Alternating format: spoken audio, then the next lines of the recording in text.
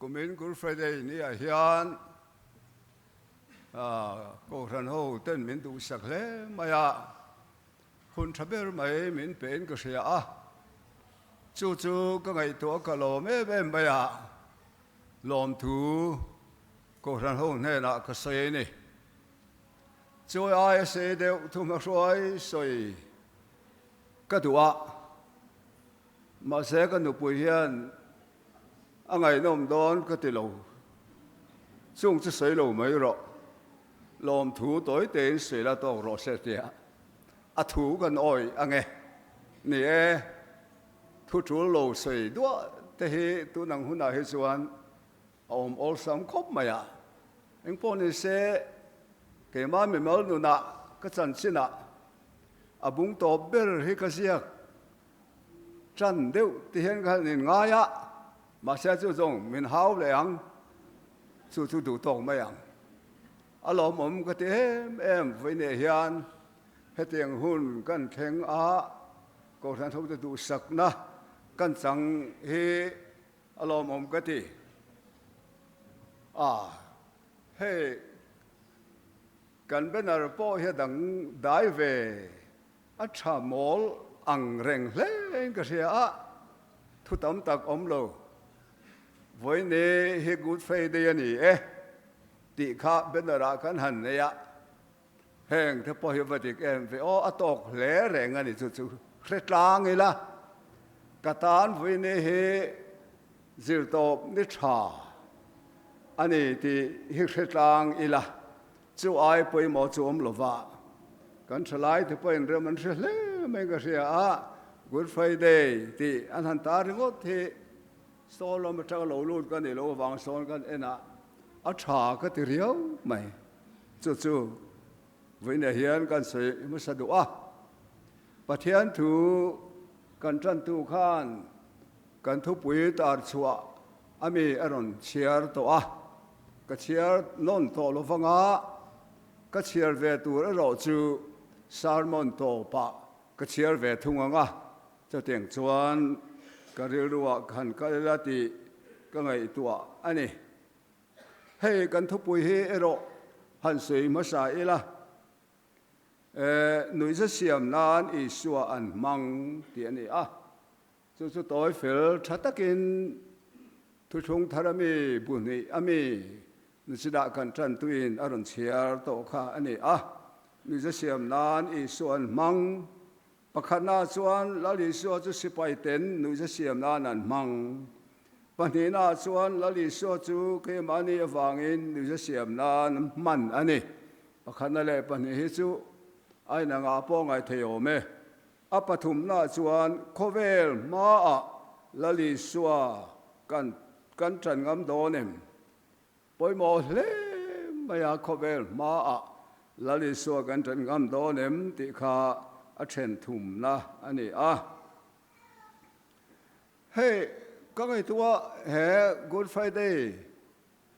le tum cao season nisari em chung ani he mi he ke ma tharau nu na chuan apoi mo zual em min ka sia he mi season he mi hun nisari em vel hi lali suan khovela ronga bol lai khan hemi hun rong bol na reng kha chu atop rak khengin abeya ne danga rong bol ai in apoi mo le zual ani hian ka thi na ke ma chuan he nisari chung Good Friday tum kau Easter Sunday vela le so rong bol na hi pathian lama po arong bol tu lama po hian a significant apoi mo zual hian a theve thovin karinga atop rod in lali so hen rong bol ani tum kau ni te khan ka ngai thu thina ka rel ro thar bem thina lali so hian atop ani na dik tak mai kha atop rod theng hian khovel le cầu thần an en tira lal kani atia unau tu khamin khan tu mai lal in ni lo ron ti gam kho ve la nom lo atop khok ani na dik tak mai la le so ren puang chuak tak tak maya rom sarkar rengalom amaro chu tu ma hian an against ngam lo te kharo pui ka tia biakin an lu ta authority ko rana ko rana athu sia an entir te kha atop rot thengani tu ma sa lo do kan te nam thua ha tiang mai ti su le atia ko ran ati thiang lim ma kha mi ni khan cho wang la le so hian khang ni arong bol na te kha atop rot theng hian abola apai mo lai tak ning ka sia he ta u tu wai na san tir te ro pu ye la zar kai tho to po ro pu ye ama ro chu he last week tiang o sap trong yan mang last week ka arong bol ne ro he chu apoi mo le zual ten kan sia chung chu tung kau ne khan kan zira kan ngai tha to voi ne hianin la Jesu Krista ina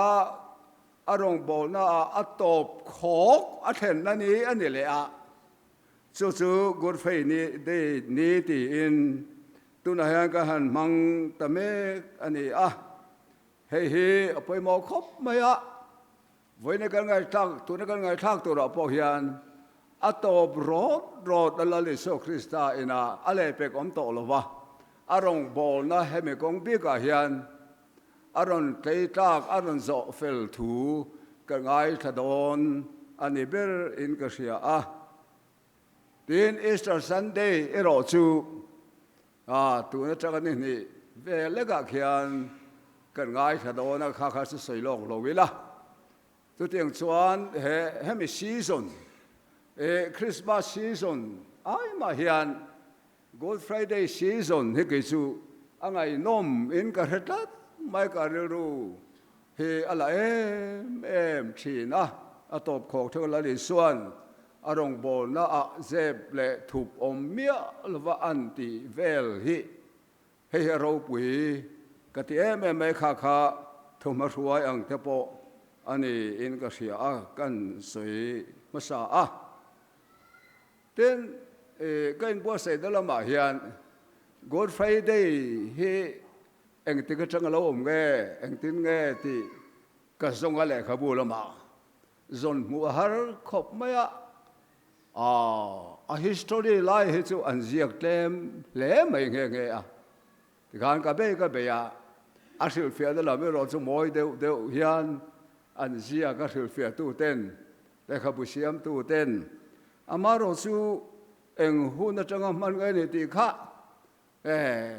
ka mo nu le ka fa nu te kan ro na ani hey Google en thiam te ke ma kha kan mi han en tir ve la wang khop ma ya eng ti hu na changa Good Friday hi mangi ma lai suan kum zabi pali na malama te kha suan Great Friday ni ro pui ten lo ti ya ten chu la suan Holy Friday ten tia zir top ni thiang lim ti ten an lo soi china amaro chu asiak toi te ka mu chuan kum zabi pali na bul lama khan he ni hi Good Friday ti in ko than hovin an mang ta ani chu mi chang chuat Good Friday ti hi ani Halloween chan na chu ti khakat mu fu hlawa chu ti ni chuan kum zabi pali na la Jesu Krista tho le la Jesu Krista thi atanga kum zathum nu kum zabi pali na in chan lai vela khan ko ran ho hian zil top ni tha Good Friday ti in alo mang chan ta ani voi ni thengin ten cái này bây giờ hậu hiền anh ti ka chang gan man chan ti hi han ngai to le all lu tu kha chu bây giờ thì anh Good Friday hi anh ti ka chang nge gan man chan a chan na chu kan se mai anga kan se the mai anga kan missionary Chanchin Thaming siêu tu te khan Good Friday nei sha in Chanchin Thaming non sila cho van cái này mình dâu hết chuan Chanchin Tha kan don tir atang te khan Good Friday hi kan lam manga với ni thế gen kan lam mang ani chú khovel pum pui le mizoram bikina kan han mandan ani in ka ria a rilu pakhata ka social na pon lovin han soilan mai kan du chu apai lowang chu mo unau ko ran pol pakhat chuan lali swa cross ati le atho le na he a ni thuma accommodate le thei lo hian an thlat maya ani chuan ni chau nei le nga la sabat ser ho ndia chu wa te ke dan samang lo an nei lo top mai na Good Friday le Easter Sunday hi chu tiang te pau chu kan om nia la ko ran ho hi amar chu ke ne ro chuan pathian thu ina asayang takhian in dai to chen kan sem thiama athi ni changa ni thum la zan thum chia Easter Sunday mang zong in lalpan a ko ran ho hi du thu thung thar ko ran ho hi melo siama chung te chu kan se tan kan se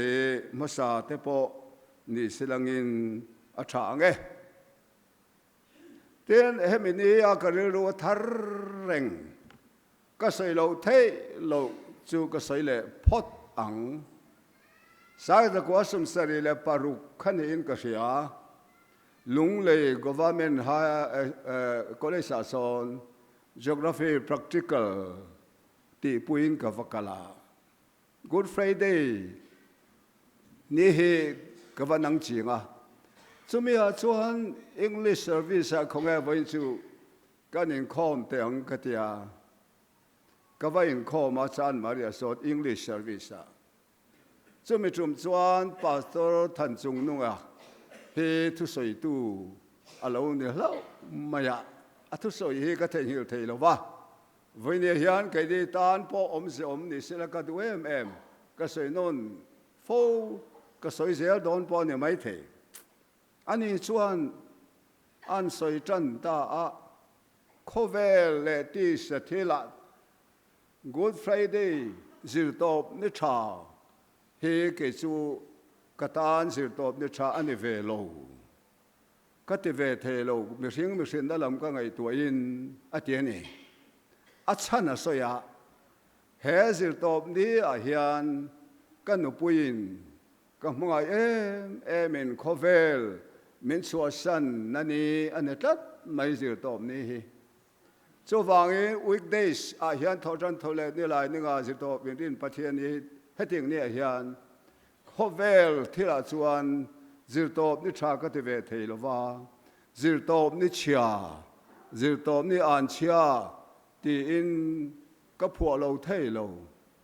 ama ero chu ati ta ni kha với nhà hiền cần tan apoi mo ta em đó na ama ero chu hezil tom ni a hian satwa na kanun na turin lalpa kata ni lo thi kalai ba zong min tak sak chatwa nin ka fakang che chu eng ni a nge lalpan katan min ti sak khaye muthu su o tu ma muthu lawang min ti sakati chuan sir tom ni hi anitlat mai cho vangin hezil top ni ke po khovel thila ni lovin tharau chatuan thila katan zir top ni tha avani chiang em than chung nunga pastor senior in atia ka theng hil ka chen chia ka theng hil thei don lovin ka ria arem chan huna chong ka soi sia soi non leng imo ka helo cho vangin với này hiền cả unau te u he zir top ni hi itan nga tinge zir top ni satlia ni lova zir top ni tha ani nga tinge tho chan ni tha ni lova he zir top ni hi ni lai ni tha po kan ti ve lova ngay tiếng nghe nắng lệ cái tan hiền Good Friday kan ti kher na san hi kan siat lok ani ka ring lo ma se tu kan zinga hian kan tan a tha ani hezir tom ni hi ni thabik ani zia hi ingai to thal le teng u khai lali swan chatuana kanun na turin lalpa khata ne lo thi kalei bat zong min tlak sak chatuanin ka fakang chetia kan thana in pek na ni ani wanga zir tom ni tha ani ti hi voilia hian atharin puang chuak thei theu ila ka van du te lul em chung ta chu ngai tua non le ngai tua fo ata na tha ka ti em ani ten chulawa chuan hei kan thupui lama khan lali suwa chu nui za siam nan an mang ti kha kan thupui ania nui za siam nan I suwa an mang hezil top ni afia thei na tura Bible min sil chu hemini hian lali suwa hi nui za siam nan an mang tat maya zil top ni a hian ô heng pathian thu kan ngai tua tak ma hian ka du dan chuan voi ni hian lali suwa kan ti hian nang ma le ke ma ai o ani na hi chiang in shemasa ila chuan ka du khop mai lali suwa hi nui za siam nan an mang hi chu eng ti na nge khovel mi ti hian ke po ni za siam nan min mang chu voi ni hian om zin nge tu ra ni za siam nan dali swa hi an mang ti kha kan thu pui ani kha pakhat na a lali so si spai ho ten ni za siam nan an mang pani na lali so chu ke mani awangin ni za siam nan an mang với nè hiền kan ni na dik tak hi chu lali suwa hian apom thapa ege apom thap te jing ai mi chu nui za siam na tok lek kan ni ti với nè hian kan ai o tu lali suwa Krista ani a chu nui za siam na man tok lek ani lali so Krista min san dam le Christian kan ina tak ke mani a alan ataka kan nei si lo hi chuan khovel ro pui na le khovel mi ro pui zong atu te po mai hi lali so Krista tel lo chuan nui ti za lek kan ni ti hi tharau thiang le mina mi han sil fia dan ani chu nui za siam na man mai tlak lek kan ni adik tak chuan hain ngai sang tu kan om teu lo lali so Krista chan dam na lo tu te hi chu nui za siam na ta na man tlak lek kan ni kan hanin ti lal ve te kan hanin ti mel tha ve te kan hanin ti hausa ve te aeng mai po hi nui ti za chau ani ti hi heng ka ngai to la heng ka ril ruwa alo fe war maya chu din mun maya zon lali so Krista hi kau nau tu voi ne hian aron ding ani ti kha Bible amen sila thupuya kan han mangta a nui za siam na tan man tak lek eni awangin lali so Krista poka nui za siam na tan man tak lek a khan I ai le kai o tu ni wang hian aron in timol pe a chu din mun chu aron lua a so wangin avan poimo te lu em kan thu pui hi o ti te athare ni ngai tu u khai với ni hian chung ti ong zong te chuan ka ril ruwa alo ulang ani ti chuan kan ai o tu hian Good Friday ni hian eng kan ai nge a o thì aron chiang khop maya tum cao ne kha chuan a ministry soi fia ze mia lo vina soi fia lao mia lo vina soi fia Good Friday a ero hi chuan ani na ke mani wanga ni na chetak mai din muna adin zia ka Good Friday ni hian min sila chu nui za siam na aman tlak la kan ni kan chan tuin pathian thu chiar to lali so chu asil fen an li saka ti el na puan ten sin tira sil fen li sak ti lai te hen ngai to tai la arab thak le mai pating ho ti hen ngai to teng kan sil fen li pin mi pui te ma a phô chuin han ta ila ti kha tu ma hian ngai to po ka ngai to du lo khopa tom le niam za tha ka ni lali so krista he chuan kha din mun kha kan din mun ani wangin azak lo kan ai o tu ni azak reng lo an han ti vel dan sida bible kan ngai tha to apuan an li saka puan senduk ti el nan an sin tira lilu khuman da chu luang tiang in an fuwa a mai ten tua ma chilan chaka lali swa khan ngati nge khati nga om kha a khathiam em maya bele turin thap that tak te po a chua lova ado tuan chua zaka chú din mun chú với nia hiền kan mi hring sual zedin mun dik tak hi ani awangin lali suan kan ai o na hian alo vo fam kim em ve o ti hi với nia kan thu puya hian kan mu ni mi za siam dan si pai te dan manga ti kha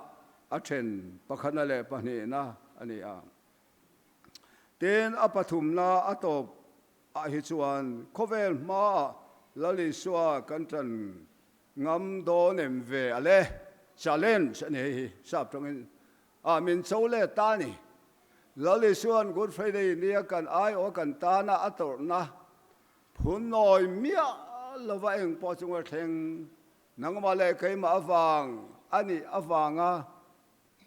phun noi mia lova ator tron so zak ngam na he ni hian zo na poi mo em mai chu hemi ni a hian khovel ma lali so hi kan tan ve ngam do nem ti hi ni lali so hi khovel ma kan tan ve ngam do nem kan chala kan tun lai Christian nun he kan han ngai to chuan pathian thu te kan du viau mai tha ke ma te kan in khom na te kan ngai tha kan tu ma ru em ani ta ke kan tia kan in hla na amar zu solaya thui kan kal main hun rei tak hun ni thu ma riam nuwa chuan lali so Krista hi khovel ma hian kan phat le zunga lali swa chuan ke ma hi chu min phat atum lo reng nang po aphat lo che cho wangin to kan sing a hian Good Friday ni a hian kan zir chu a